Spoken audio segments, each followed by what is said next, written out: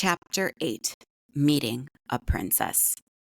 Veva and Memo got to work, preparing for their royal guest. Lucy, their human guest, watched from the corner.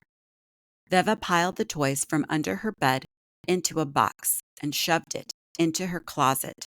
She thought to herself, what are the rules when meeting a princess in real life? Veva had seen stuff on TV about the Queen of England. In movies, people had to follow rules. This was Princess Iza. Why did Veva have the jitters? She knew Princess Iza and had sent her many letters already.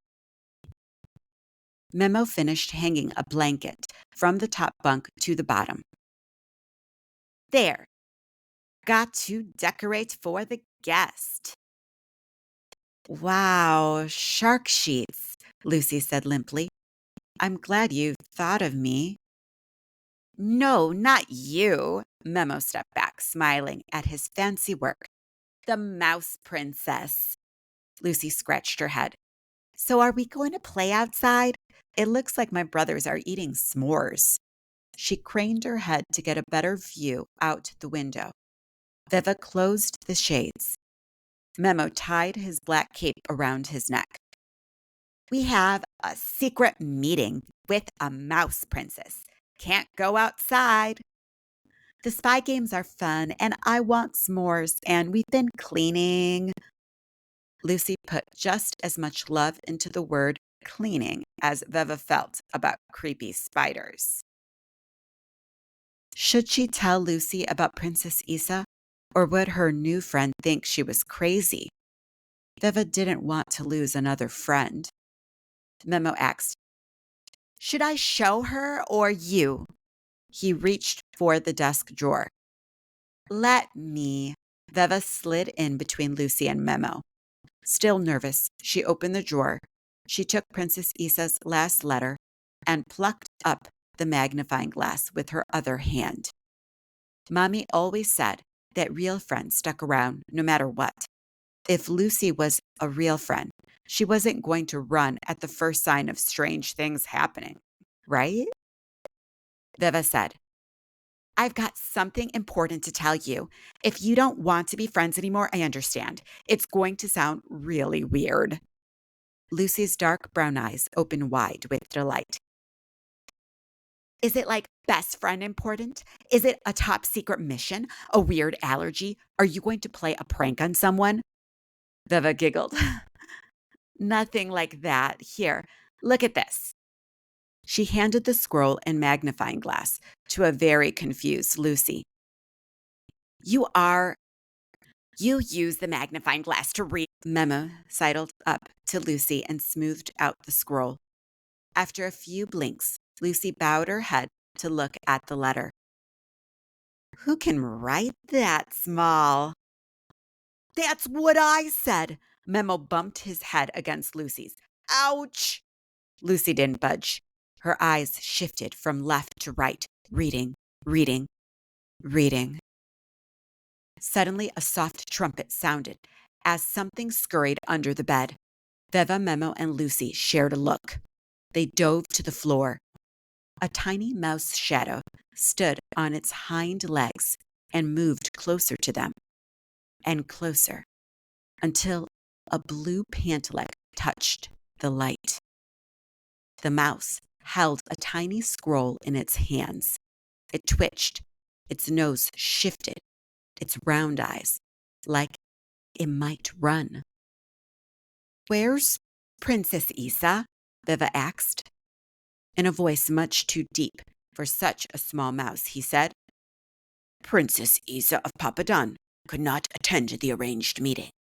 She has gone off to prepare for battle to attack Huey and rescue her brother by force. Dear Veva, King Don Huey from Kingdom Huey paid me a visit. He stole all the dark chocolate I took from your candy supply. Worst of all, he devoured the sweet morsels in front of me while telling me that he had captured my brother Iso. They want more food as a ransom before they will let him go. My brother must be very scared and alone. This is why I write to you. If it is possible, can you help me? Although we at Papadon are safe for now, we need to cross into Kingdom Huey to set Iso free. The quest will be very dangerous. Can you deliver the following letters to the voles and hawks to ask if they will fight alongside Papadon? The critters won't hurt you on account of you being human. If I could think of another way to deliver the messages to the voles and hawks, I would do it. Lastly, even if you choose not to help, just know that I grew fond of you, even if you are human. Sincerely, Princess Iza. Your house, hawks, park, voles. The letters. Dear voles, this is Princess Iza of Papadon requesting your help. King Don Huey threatens to take over Papadon, and your kingdom will be next. He captured Prince Iso and has him somewhere in Kingdom Huey. Will you help us fight King Don Huey and save my brother? Sincerely, Princess Iza of Papadon. Dear Hawks, are you interested in learning the location of all the mice you could ever eat? We can make a deal. Sincerely, Princess Iza, a mouse princess. What do you think? Veva asked. Lucy held the magnifying glass up to her eye, looking like a cyclops. We might have a third cape for Lucy. Memo opened the closet and sifted through hanging clothes. Veva placed a hand over her heart. Princess Iza still didn't see Veva as a friend, but they had become friends. Hadn't they? Why else would Princess Iza trust her to help? She was going to have to ask Mommy and Daddy to let her kick Scooter down the block. I only have a small blue cape. Memo threw the piece of cloth across the room. It landed on Lucy's head. Do I get spyglasses too? Lucy's voice sounded muffled. Take mine. Veva handed Lucy her spyglasses. At that moment, Veva realized she wasn't friendless anymore. Lucy and Memo were excited to help her. The war inside her lonely heart wasn't there anymore. That's when a thought smacked Veva in the face. She grabbed a small bag and stuffed the rest of her chocolates inside it. Words she'd heard Mommy say dripped into her mind. She grabbed a pink paper from her desk and scribbled a letter. Would this work? Veva didn't know. Maybe she should just give Princess Iza's letter to the hawks. With a quick sigh, Veva folded the letter, then stuffed it into her skirt's pocket with a small chocolate bag.